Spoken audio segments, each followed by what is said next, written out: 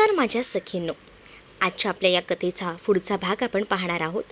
तोपर्यंत तुम्ही चॅनलवर नवीन असाल तर चॅनलला सबस्क्राईब करा आणि कमेंटमध्ये सांगायला विसरू नका की तुम्हाला ही कथा कशी वाटली ते. त्यासोबत व्हिडिओला लाईक करायलाही विसरू नका. शोभितजी: नको बेटा, आमची शॉपिंग झाली आहे, तुम्ही सगळे जा आणि मजा करा. आणि आताच मेघनाचा फोन आला होता. ती म्हणाली ती आता थोड्याच वेळात पोचते. त्यांच्या बोलण्याबरोबरच बाहेर कारच्या हॉर्नचा आवाज आला. आवाज ऐकताच ते म्हणाले बहुतेक आली आहे वाटतं.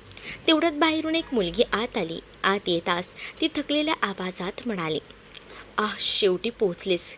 कोणीतरी पाणी द्या ना यार, खूप थकले आहे. तेवढ्यात तिच्यासमोर पाण्याची बाटली आली. पाणी दिसताच तिने पूर्ण बाटली एका दमात संपवली आणि समोर पाहत म्हणाली थँक्यू. त्यानंतर तिने तिची मोठी सुटकेस समोर उभ्या असलेल्या सईच्या हातात देत म्हटलं, हे माझ्या रूममध्ये ठेवून ये. हाय, मी खूप थकली आहे. हे बोलून ती कोणाकडे लक्ष न देता थेट जाऊन सोफ्यावर पडली. तिला असं पाहताच शोभितजी प्रचंड रागवले होते. ही कसली पद्धत आहे मेघना, तू तुझे मॅनर्स विसरली आहेस का? इथे आल्यापासून तू कोणालाही हाय हॅलो तर सोड, नमस्कारसुद्धा केलेला नाही आहेस आणि स्वराला तर पूर्णपणे इग्नोर केलंयस. चारी किती वेळापासून तुझी वाट पाहत होती. आणि ते पुढे अजून रागावून म्हणाले, आणि काय ग, तू सईला तुझी पर्सनल मेड समजतेस का? स्वतःची 10 किलोची बॅग तिच्या हातात देऊन तू इथे आरामात पडली आहेस. जिने तिला पाण्याची बाटली आणून दिली होती आणि जिच्या हातात तिने तिची जड सुटकेस दिली, ती दुसरी तिसरी कोणी नसून सई होती. मेघना म्हणाली, ओफ हो डॅड, मी खूप थकले होते म्हणून कोणाला ग्रेट नाही केलं तर काय झालं? आणि ही सई कोण आहे? काही सेलिब्रिटी आहे का? तिने थोडंसं काम केलं तर तिची पॉप्युलॅरिटी कमी होणार आहे का? तिचं बोलणं ऐकून सगळेच तिच्याकडे रागाने पाहू लागले. तेवढ्याच शौर्यने स्वतःचा राग आवरत म्हटलं, ती काही सेलिब्रिटी नाही आहे, पण ती एक माणूस आहे आणि प्रत्येक माणसाचा आदर करायला शिकायला पाहिजे. शोभितजींनी शौर्यच्या बोलण्याला होकारही दिला होता. तर इकडे तू आताच्या आता माफी माग तिची. शोभितजी म्हणाले, अजूनही विचार कसला करतेस? मी सांगितले ना माफी माग. मेघनाला त्यांनी डायरेक्टच म्हटलं. आता सई पुढे आली आणि म्हणाली की राहू दे, इट्स ओके अंकल, मला माफी नको आहे, तुम्ही शांत व्हा ना प्लीज. ती मेघनाकडे पाहत म्हणाली, तुझी रूम कोणती आहे ते सांग, मी सामान ठेवून येते. तिचं बोलणं मध्येच तोडत शोभितजी म्हणाले, तू का ठेवणार त्याचं सामान? तिनेच ठेवावं. सई जोशी पुन्हा शांतपणाने म्हणाले, ती थकली आहे, तिला आराम करू द्या ना, मला काही प्रॉब्लेम नाही आहे. ते बोलून तिने रूम विचारली आणि सामान घेऊन गेली.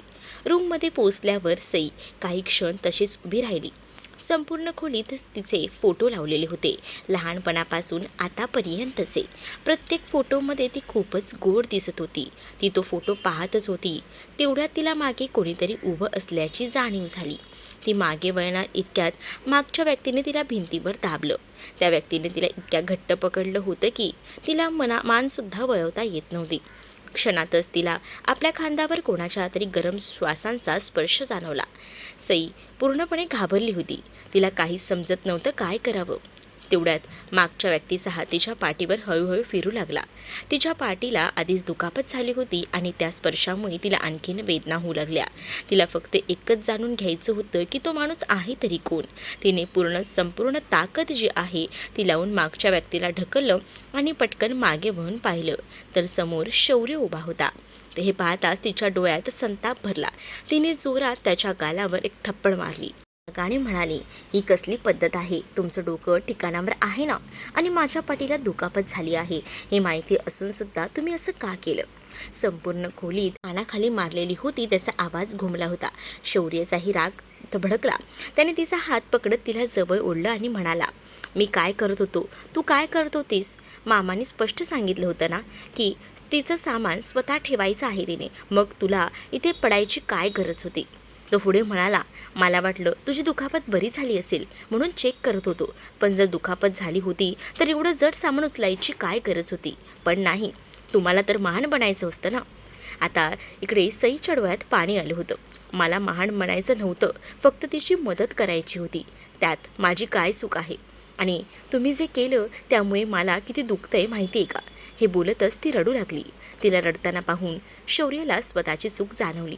त्याने हळूच तिचा हात पकडला आणि आपल्या मिठीत घेतलं. त्यानंतर तो अतिशय हलक्या हाताने तिच्या पाठीवरून हात फिरवू लागला, जेणेकरून तिला बरं वाटावं. सईने त्याला दूर केलं नाही. त्याच्या स्पर्शामुळे तिला खरंच आराम मिळत होता. दोघेही बराच वेळ तसेच उभे होते. मात्र काही वेळाने सईला भान आलं. ती पटकन त्याच्यापासून दूर झाली. सई, मी ठीक आहे, मी हे बोलून ती तिथून पटकन निघून गेली. शौर्य मात्र जाताना तिला पाहत राहिला. थोड्या वेळाने तोही खाली आला. प्रेरणा अजूनही सोफ्यावर लोळत पडली होती आणि शोभितजी व प्रेरणा तिला रागानेच पाहत होत्या. दूर एका कोपऱ्यात विक्रांत फोनवर कोणाशी तरी बोलत उभा होता. शौर्य त्याच्याकडे जात म्हणाला, काय रे विक्रांत, गप्पा कोणाशी बसला आहे, थोडं आमच्याशीही बोल. त्याचा आवाज ऐकून विक्रांत मागे वळला आणि आनंदाने म्हणाला, शौर्य भाऊ. तो लगेच त्याला मिठी मारत म्हणाला, कसे आहात? मी एकदम ठीक आहे, तू सांग. विक्रांतही म्हणाला, मीही मस्त. दोघेही हसत गप्पा मारू लागले. तेवढ्यातच प्रेरणाताई ज्या आहेत त्या मेघनाला ओरडल्या, आता उठ ना, जाऊन फ्रेश हो. दिवसेंदिवस आळशी होत चाललीस बघ तू. देव जाणे ज्या मुलाशी तिचं लग्न होईल ना त्याचं काय होईल. हे ऐकून विक्रांतने कपाळावर हात मारून घेतला, कारण मेघना लहानपणापासून प्रचंड आळशी होती. तेवढ्यातच स्वराने उत्साहाने विचारलं, आता शॉपिंगला येणार आहे ना?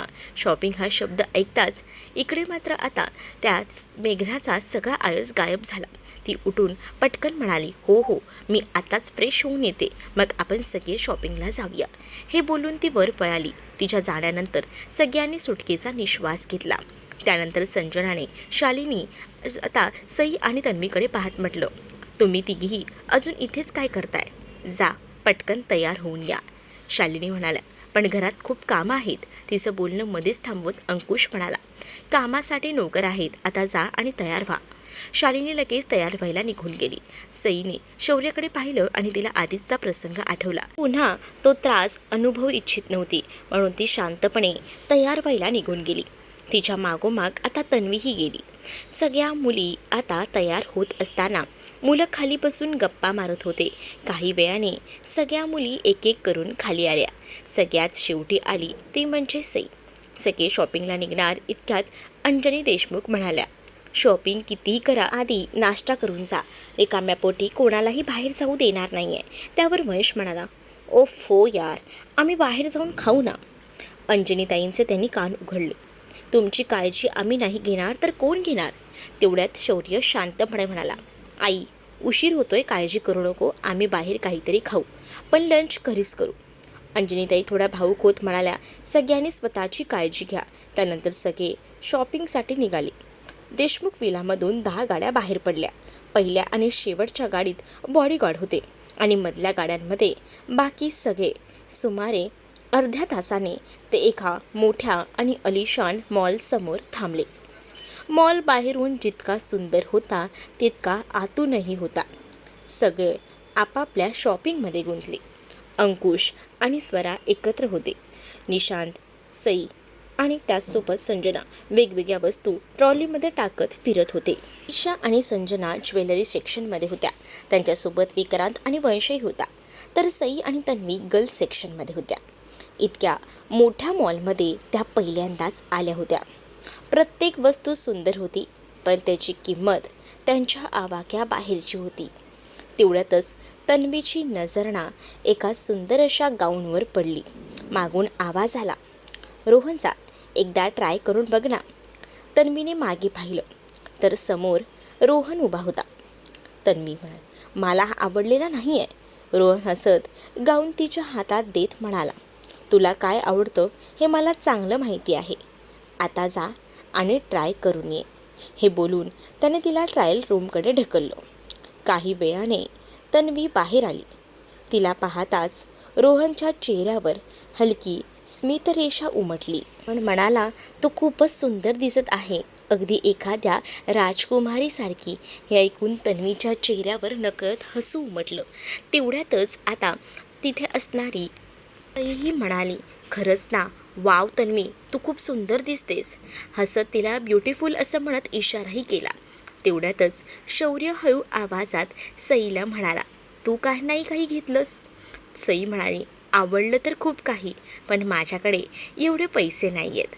शौर्य तिला म्हणाला, तुला पैसे कोण मागतंय? जे आवडेल ते घे ना.